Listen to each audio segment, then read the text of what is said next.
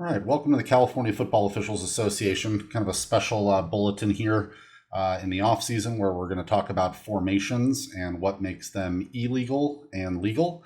My name is Greg Truex. I'm the State Instructional Chair for CFOA, and this is a recording of an off-season study session that we conducted in January that will kind of have a continuation here in February when we talk about player eligibility based off of formations. So really we're here just today to talk about the formations and what makes them legal and illegal. Formations. There are really only three allowable formations in our game: a free kick formation, a scrimmage kick formation, and a scrimmage play formation. And while Team B and Team R generally have no restrictions other than their restraining line or the neutral zone, there are several restrictions that exist for Team A or Team K in all of the formations listed above. So Team A can line up however they want, but it's the snap or putting the ball into play that defines and causes a formation to be illegal or legal. An illegal formation is a live ball foul, 5-yard penalty enforced from the previous spot, and replay the down. However, thanks to Art Andrade, when we were talking with a group here in January, an illegal formation during a free kick is a dead ball foul, and we'll get to that when we talk about free kick formations. So first, I want to focus on scrimmage plays. It's what we see 90% of the time, out there on the field. This is a basic scrimmage play formation. In this case, we've got 4 wide receivers, a quarterback and a running back, 2 tackles, 2 guards, and a center. Any of us that played football, we've seen these formations, 1,000 times. We're all fans of the game. This is how people talk, commentators and everything when we're watching games. However, we don't care about positions. Here's another standard scrimmage play formation where you have, a wide receiver, by himself out to the right-hand side there, and 2 wide receivers with a quarterback, under center. But we don't care about these positions again. What we care about are player numbers. We care about 3 different lines, and we care about the position of offensive players at the snap. So again, here we've got another, trips formation with 3 wide receivers to the left, of the quarterback, an empty backfield, with a single set receiver over to the right-hand side. Again, we don't care how they line up or, how many receivers they necessarily have. We do care about numbers. And a legal scrimmage play needs a minimum of 5 players numbered 50 to 79 that are on the line of scrimmage at the snap. 99.62% of the time, this is where the lineman will be positioned. You'll see a snapper and then 2 guards and 2 tackles, to the left and right of the snapper there. So again, we need 5 players numbered 50 to 79 on the line of scrimmage at the snap in order for the offense to have a legal formation. So a quick bonus question here: whose responsibility is it to ensure that 5 players are numbered 50 to 79 on the line of scrimmage at the snap? And that is umpires. Time to shine. It should really be part of your pre-snap routine. As you get through the first couple series for both offensive teams, you should recognize, the offensive linemen that are there on the line of scrimmage. You're going to be spotting the ball. More than likely, they're not going to sub out a lot of offensive linemen, throughout their series. It's mostly going to be the backs and the receivers that are going to sub in and out. Generally, you might see an illegal formation and somebody come into the game when one of these offensive linemen get hurt. I've seen it in a JV game, myself, where number 62, got his ankle rolled a little bit, and number 40, came in, and you do have an illegal formation if they don't have 5 players numbered 50 to 79 on the line of scrimmage at the snap. So umpires, this should definitely be part of your pre-snap routine. But again, as you get through the first couple of series for the both offensive teams, you should be pretty accustomed to seeing these folks. But if, for instance, number 51 there is wearing number 49, take a look, down the line of scrimmage to your left and your right, see if there's another player numbered 50 to 79 on the line of scrimmage that's not part of this interior lineman setup here. So we also care about 3 lines. We care about the line of scrimmage. We care about this imaginary line that is through the waist of the lineman that defines who is a back and who is on the line of scrimmage. And that can be found in our definition section in 232.3. And then we care about the 9-yard mark. That's our third line that we care about with regards to formations here, and we'll talk about that in just a second. So why do we care about the 9-yard mark when discussing illegal formations? All players participating in the down, and that down, must be inside the 9-yard marks after the ball is ready for play and the snap. And this really prevents hideout plays. So we'll talk about a couple of those, and I actually even have some film on it towards the end of this session here, or this section rather, and we'll talk about why the 9-yard mark, is important there. But if someone is outside the 9-yard marks, does not come inside the 9-yard marks after the ball is ready for play and the snap, the foul is an illegal formation. And then we care about the offensive players and where they are, the position of the offensive players at the snap. So a legal scrimmage play requires no more than 4 backs, and that's listed in 725A and was changed, I think we talked about it maybe 7 or 8 years ago, where our line of scrimmage officials, were required to count 7 players that were on the line of scrimmage at the snap. But then NFHS made a change in the language that no more than 4 players may be considered as backs in a formation. Simply simplifying, our flanks need to count 7 players on the line, just ensure that there are no more than 4 players in the offensive backfield there at the snap. So in this particular situation, we've got number 17, number 1, number 21, and number 20 that are here listed as backs. They're off the line of scrimmage. They are behind that imaginary line that crosses through the waist of the snapper. So another quick knowledge check here. Whose responsibility is it to determine if Team A has no more than 4 backs in the backfield or off of the line? And that would be our flank officials.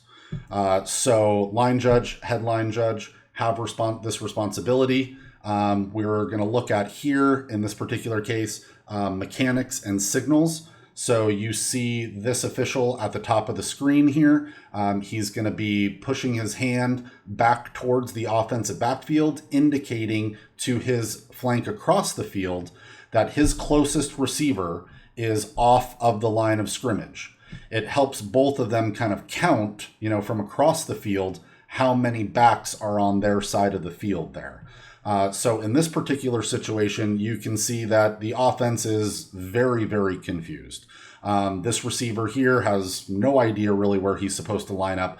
Our antennas, hairs on the back of our neck should start to stand up a little bit, that there might be a little bit of a miscommunication in a situation where we would have an illegal formation here. Because as you see this film kind of play through, at the snap, we do have 5 backs in the offensive backfield, which is why in both of these cases, or in this particular case, you see the flank official at the top of the screen will tap his or her flag, and then when the snap goes off again, that making the formation illegal, after the snap, both flank officials would throw their flags into the air. Looks really good, looks really clean.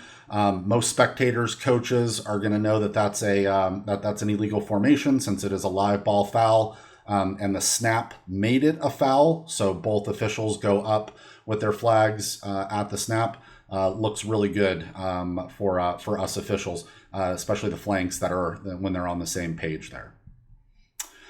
So we do have a CFOA standard. We talked about it during the meeting in January. But if a receiver is not on the line, then they are off the line. So if you cannot put that receiver on the line of scrimmage, then they are a back and they are off the line of scrimmage.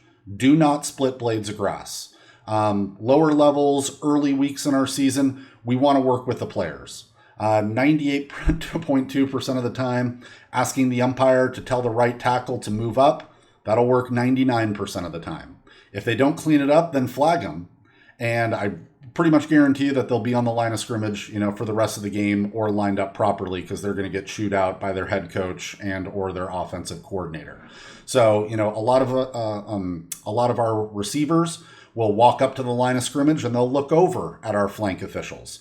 and they'll point to them. I'm on, or am I on? We can help them out. A lot of best practices were talked about in January. Some officials, they have one of their legs right on the line of scrimmage, and they'll kind of tap their leg, and yes, you're on. Here's the line of scrimmage, and you'll see the offensive players move up or move back a little bit. You can feel free to help them out, and communicate with them. Are you on or off? And they'll generally turn over and say, I'm off or I'm on. Great. Get up to the line of scrimmage a little bit more. Work with the players early in the game, early weeks, especially at lower levels as well. They're really nervous out there, playing against a team for the first time, et cetera there. But our standard for CFOA is that if a receiver is not on the line of scrimmage, then they are off the line of scrimmage. So, just looking at, if you've watched any of my instructional bulletins in the past, I love my checklist. So a legal formation checklist. Does Team A have 5 players numbered 50 to 79 on the line of scrimmage at the snap? Does Team A have no more than 4 backs in the offensive backfield? And were all Team A players inside the 9-yard marks before the ball was snapped? And if the answer is yes to these questions, then Team A may snap the ball in a legal formation. So just to illustrate illegal formations a little bit more clear, looking at a piece of film here from last season. What do we think of this left tackle? The line of scrimmage is here at the B45. Looks like both players, we'll assume that both receivers were inside the 9-yard marks before the ready for play, or when the ready for play happened. But what do we think about this left tackle here? Line of scrimmage again is at the B45. His heels were on the B47. Gosh, that's really close. That imaginary line going through the snapper's waist there. You see the guards up on the line there. They're in a good formation, but that tackle then moves forward. This is where I would expect my line judge to come in and tell me as the umpire, let's get that left tackle up on the line of scrimmage a little bit more and have them step up, because if that doesn't happen, and if we don't pick this up early, this is kind of what happens where we have these tackles way off the line of scrimmage, really doing this to get an advantage on those ends coming in, have that extra step on those ends, and now clearly you can see that both of those tackles are not up on the line of scrimmage. We've got more than 4 backs in the offensive backfield, and this should have been flagged as an illegal formation. So just a quick knowledge check here with a couple of formations. Is this formation legal or illegal? If we go through our checklist, do we have 5 players that are numbered 50 to 79 on the line of scrimmage? And within that imaginary line, the waist of the snapper? Yes, we've got our interior lineman there. Do we have no more than 4 backs? Yes, this is a legal formation for Team A. In this particular formation here, do we have a legal or illegal formation?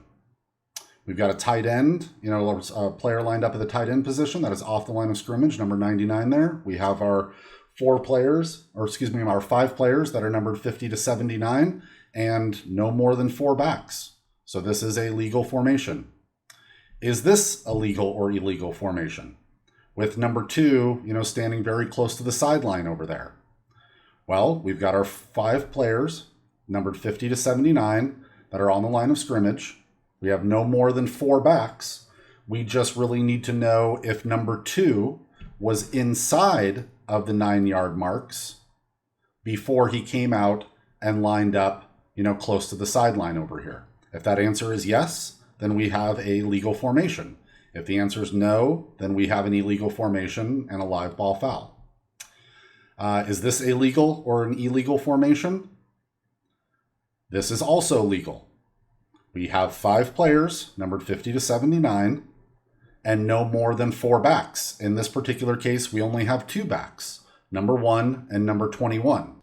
So this obviously limits which players are eligible to touch a legal forward pass, which we're going to talk about in February, but this formation, Team A can snap the ball legally. And finally, is this a legal or illegal formation?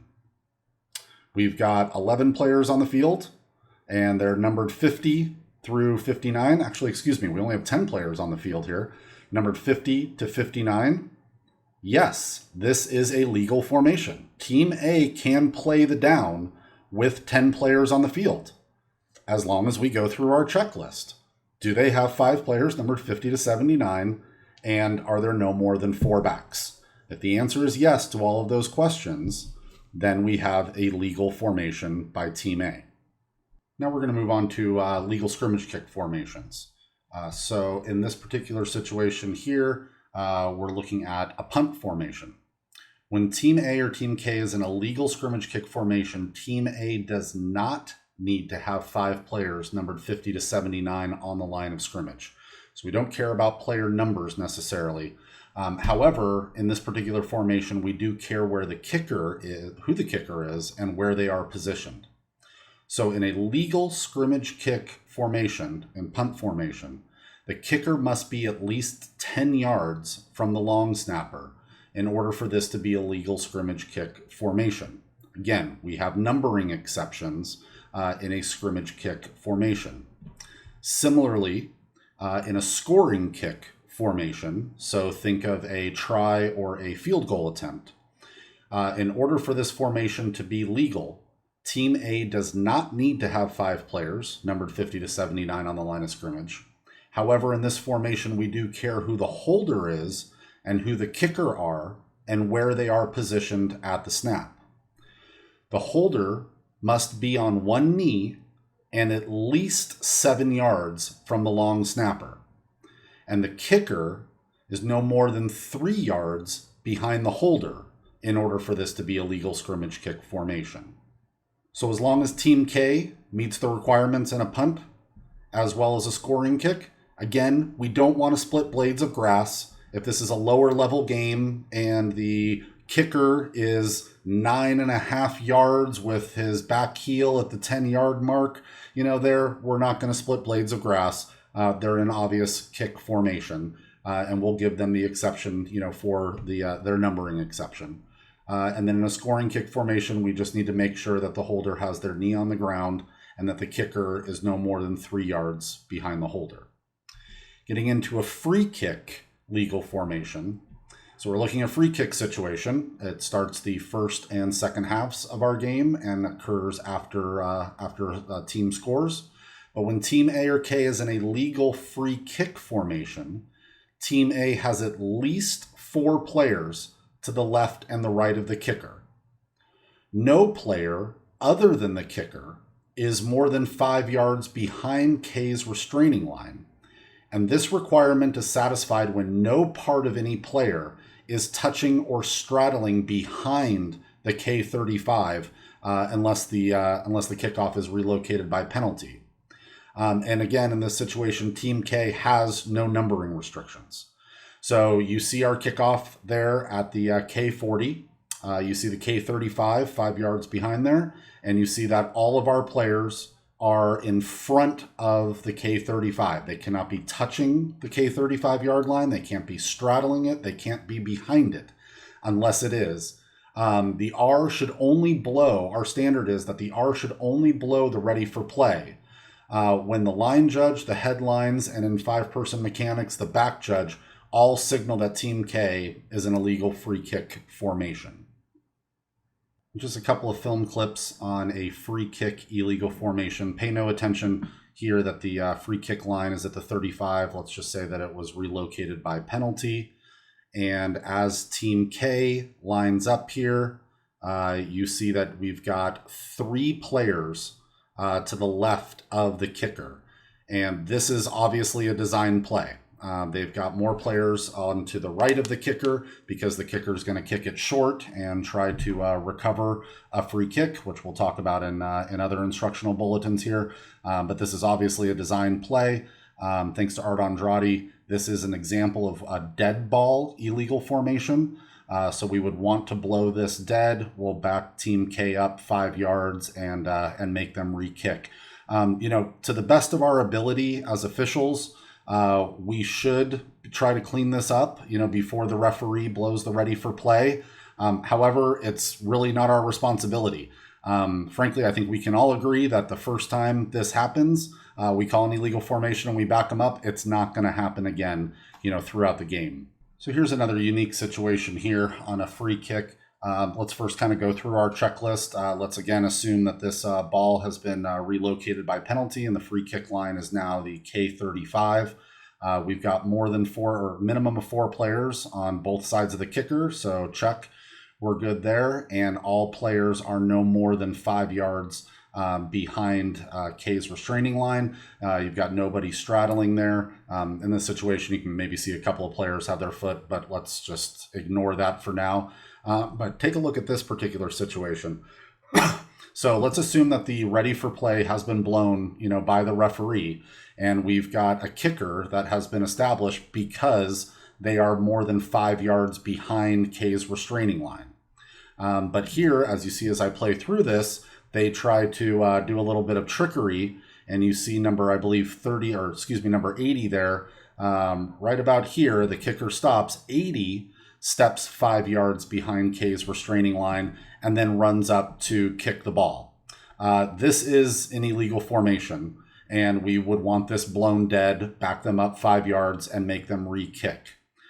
Because when the referee blows the ready for play, that person that is more than 5 yards behind the line of scrimmage, behind K's restraining line, is the only player that is legally allowed to kick the ball. He has established himself as the kicker in this situation when the ready for play is blown. And the only way for that player to not kick the ball would be for Team K to call a timeout and then line back up and have the referee blow the ready for play again. So again, you can kind of see how this would be an illegal formation, and they're doing this to ultimately gain an advantage by trying to trick Team R into determining, who the kicker is. So just yet another example here of a little bit of trickery by some teams to try to gain an advantage in the kicking game based off of illegal formations.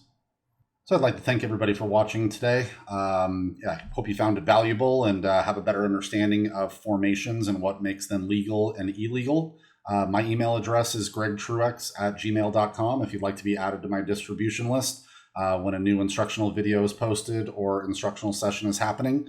Those instructional sessions, again, off season, they run Tuesdays, the last Tuesday of every month, January through June, and we've got our next session here coming up on Tuesday, February 27th at 7 p.m. We've got a great guest speaker this month, Francisco Villar, Big Ten official, Pac-12 official here, Southern California local. Will be discussing areas of responsibility, both at the snap and as your area of responsibility should shift and change as the play develops. And then I'll be discussing player eligibility and who can touch a legal forward pass based off of the type of formation that we're in. So again, thanks for watching. Have a great afternoon, great evening. Take care.